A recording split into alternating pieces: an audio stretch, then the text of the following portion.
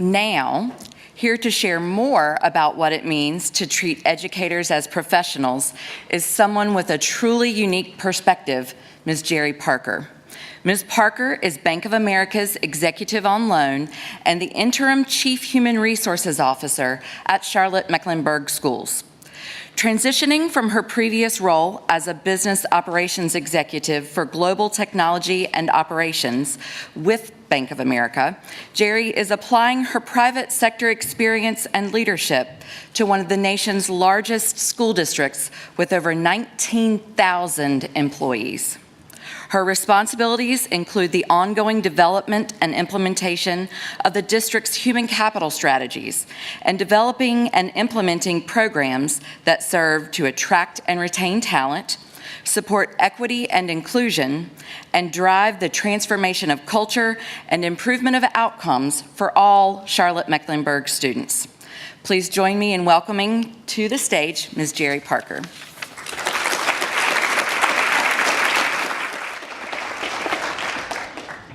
Thank you all for having me today. As Mary Margaret shared with you, I do have 20 years of experience working in finance, human resources, and operations, both inside the US and outside. All of that's been in the private sector. Probably my closest realm within education has been my own public school education, and the fact that my mother retired from the high school cafeteria that I went to school in after working there for 30 years. So some of you may be asking yourself, so why is she here? And why is she in the role that she's in today? So in 2013, there was a study that was commissioned by UC Berkeley and Harvard University that looked at economic mobility. And unfortunately for Charlotte, it was ranked as 50th out of 50 cities when we looked at economic mobility. And that was a harsh reality for many people in the Charlotte community. And so business leaders, philanthropic leaders, community members got together and said, we need to act. We need to do something different for our city. And out of that, the Charlotte-Mecklenburg Opportunity Task Force was formed. Now, fast forward to 2017, and CMS hired a new superintendent, Dr. Clayton Wilcox. And Dr. Wilcox came to the area last year around the May timeframe. He spent some time getting to know the community, getting to know the school district, and he quickly realized that he had some opportunities ahead of him, because I like to look at things in terms of the opportunities that we have before us. And what he found was that he needed a partner in doing that work, someone who had HR expertise. And we've talked a little bit about that so far today. And what he found was he needed someone to be his partner as he looked at the transformation that needed to happen within the school district, but he needed someone who really understood human capital. And previously to this point, within Charlotte-Mecklenburg, we had always had someone running HR who had grown up through the schoolhouse, someone who had been promoted through the ranks, been a principal, and then put into the HR realm, but really didn't have that true fundamental HR expertise. So after conducting a search, Dr. Wilcox found that search to be quite daunting, and he had other priorities within the district that he needed to focus on personally. So he reached out to a fellow member of the coalition, and he asked Andrea Smith, a member from Bank of America, if Bank of America would be willing to loan them an executive. Now that may be a new concept for many, and I can tell you when they tapped me on the shoulder and said, hey, we'd like you to go work in the public sector in the education system for the next year. I was a bit overwhelmed, to be quite honest. Never thought about that from a career standpoint. As I said, I'd worked 20 years in the private sector. But I took the weekend and I thought about it, and my husband said to me, what a great opportunity. What a great opportunity to go and have the ability to kind of step out of what you do every day and provide a different perspective and a different lens in a world where it can make a difference for people. And so I took that opportunity, and what I agreed with the district as well was that before I leave, when my time is up, I will also make sure that we have the right leader sitting in that seat to carry out the mission as well. So I can tell you that the last few months have been nothing but remarkable. I have quite a learning that I would say that has been applied over the last 8 months. Prior to this, I would have said, there has to be some great similarities between banking and education. They're both highly regulated industries. We both have to deal with regulators of different sorts. But anybody who's worked in the schoolhouse, anyone who's dealt with budgets and finance can tell you there's a complexity there that I would say most people have no clue. And I'll tell you, I was an accounting major. So the fact that you have federal funds and state funds and local funds and grant funds and donated funds, and you can't mix any of those. And you have to make sure that you know where they're coming from and where they're going, and you can buy some Title II things with Title I money, but you can't buy Title I stuff with Title II money. Well, my head spun. So I probably had at least 4 different tutorials on the finance aspect of this before I could even get my head wrapped around what we needed to do from an HR transformation standpoint. But that's just the beginning of the work that we needed to do. And so when I was asked to come to the Innovation Lab, I was really excited. I'd already done some work with some of the philanthropic leaders within the Charlotte community and started to look at the needs that we had. And so I thought, wow, if I'm going to go to the Innovation Lab, I probably ought to do a little bit of research. And I need to find the clicker, so I apologize. Should have done that first. So I looked and I said, what does the definition of profession mean? Because I was asked about treating teachers as professionals. And so when you look at Merriam-Webster's definition, it's a calling requiring specialized knowledge and often long and intensive academic preparation, and it defines professionalism as the conduct, aims, or qualities that characterize or mark a professional person. Now, I found that word calling intriguing to me, because I will tell you personally, in my life, I wouldn't say that I had a calling to go into human resources. As I said, I was an accounting major. And some would say I kind of happened into human resources about halfway through my career. But that doesn't mean I don't understand that calling. And as I work with people in the education sector of late, I truly understand that perspective when they say that they had a calling to come into this profession, because I think without that, we wouldn't have the remarkable men and women that we do in the education sector today that are merely asking for the respect, the support, and the recognition of the things that they do every single day within their career that take place of those perks that you often see in the private sector. So with that, I also looked at the traditional definition of success. And when you look at that traditional definition, it is achieving independence, attaining a position of power, or amassing wealth.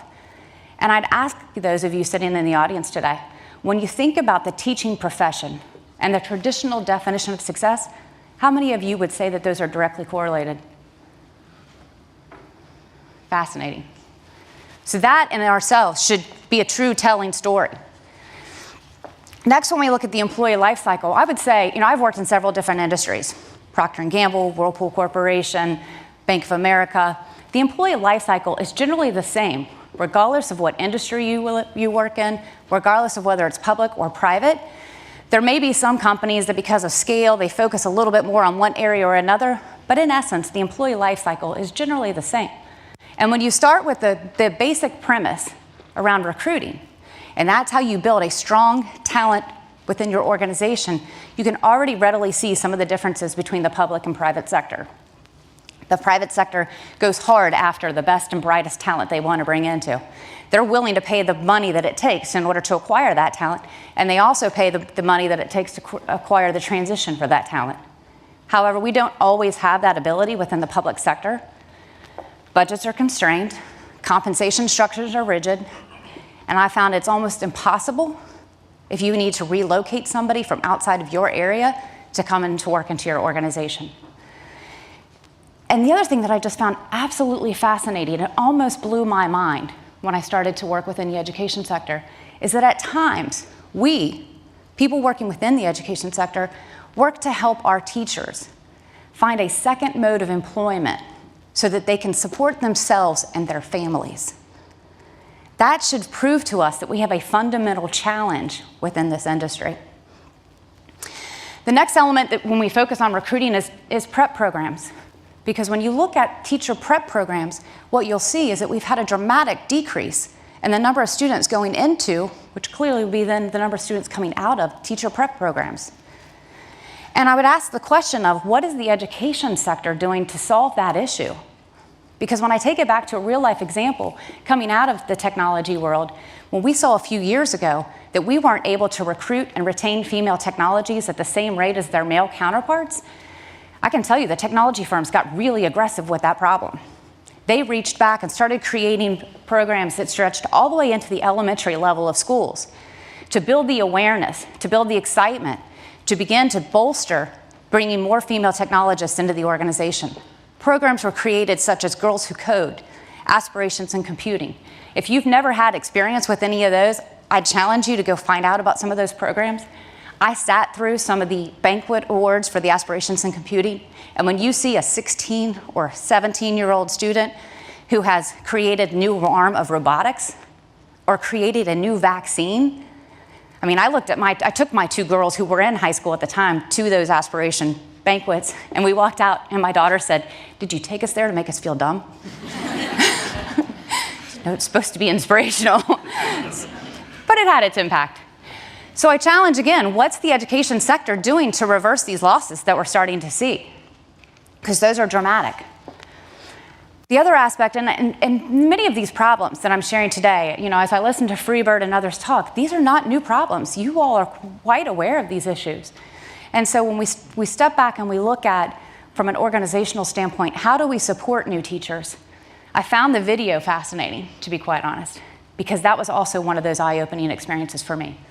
In the private sector, when we have a big booming challenge, we're buying another company, the financial crisis, unfortunately, that we went through a few years back, we stick our most talented resources, our most highly skilled employees, and we have them go after that problem. And we have them go at it with full force, and then we differentiate their compensation based on the challenges that they're going to face. However, when I came into the school system, what I found was, in our most challenging schools, we have some of our least experienced teachers. So not only are we setting them up for failure at that point, we're also creating risk to the organization. We're creating risk to that energetic young teacher who's coming into the profession for the first time. We're creating risk for the student, and we're creating risk for the community at large. And we saw that through the work of the Charlotte Coalition. So I would challenge us to think about the way that we staff our schools, because that challenge, the education system truly is a reflection of society. And on any given day, a teacher in some of those challenging schools is faced with a student who potentially is homeless, or a student who arrives to school on Monday morning and hasn't had anything to eat since they left school on Friday afternoon. And I would ask you to think about any other profession, be it accounting, engineering, are any of those professions ever faced with having to deal with the societal issues first and foremost before they're able to get their job done successfully? Also think about that new engineering student coming out of school and they're going into their first job. They are enabled with the tools and resources that they need to do their job. And if they don't have those things, all they basically have to do in most cases is ask, because it's necessary to do. However, we don't necessarily have that in the public sector. The teachers aren't necessarily enabled in every situation with all the resources that they require. And while I find it commendable that many of our local communities get together and they provide funds and they provide resources to those schools, that's not always the case, nor is it always the luxury that's available in every community, thus creating yet another inequitable situation. And when I hear people say, well, if teachers want extras for their room, they should just buy them. And then I wonder, do you know what a teacher makes? And so that challenge is yet one more opportunity that I see in terms of the difference between the public sector and the private sector and our ability to staff those. The next element that I would say to focus on when you look at the employee life cycle is really how do we engage and retain those employees. So we do a really good job, and I stress good, when we look at the supports for new teachers. We have a lot of mandated elements around beginning teachers and coaching and mentoring those individuals in the first 3 years of their career. But I would challenge us to say what happens after those first 3 years of their career. We talked a little bit about principals earlier and the stress that's on the principals of today. And I will tell you, one of the things that I've often said in my career is that good employees don't leave organizations, they leave bad leaders. So we have to figure out how do we solve that gap as well. And while many of the private sector companies do have great mentoring or coaching programs, I can also tell you that there's an ingrained piece within the employee base when someone starts new in a company. And I've seen it in all 3 companies that I've worked in, even before I came to this role, is that they instill within the employee that your career is your job. Furthering your career is your responsibility. So if you aren't getting from your boss, from your principal, from your AP what you need to go get it. Find another coach, find another mentor, find another principal in another school that can help you enable your career. But don't be passive about it. This is not the opportunity or the time to sit back and be passive with some of these things. So the other piece that I just want to make sure that we bring into this conversation, and I apologize, I brought my notes on purpose because I asked my daughters, what exactly is a TED conversation? Okay, so I'm going to date myself here a little bit. And my girls said, Mom, really? Because they're both in college? Go to YouTube. So I said, okay, I can't do this without my notes because at some point something will move in the room and I'll lose track of where I was and then I need to regroup my thoughts. So last but not least, one of the things that I want to make sure that we highlight, the industry in itself needs to evolve.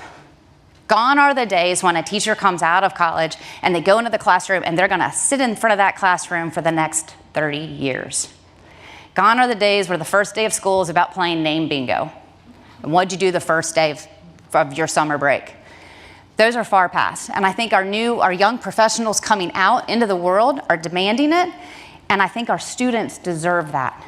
And so the teacher's voice is critical through all of this. I can tell you that in the private sector, when there's a business problem, when there's a fundamental challenge to be solved, the first place that any good manager in the business will go to is the person who's doing the work. They understand the process the best, they understand where the process is broken, and they know where to go and how to ask the questions.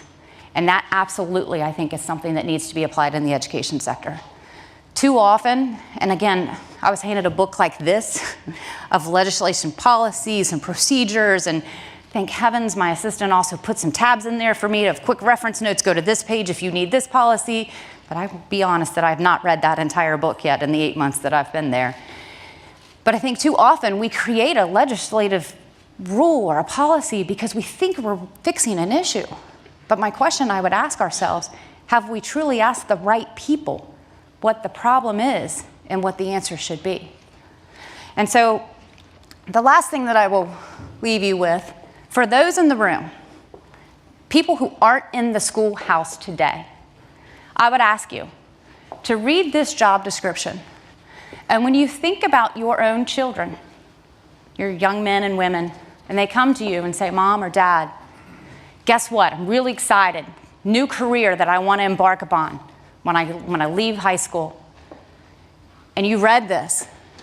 Would this be the career that you would want your children to go into? Thank you.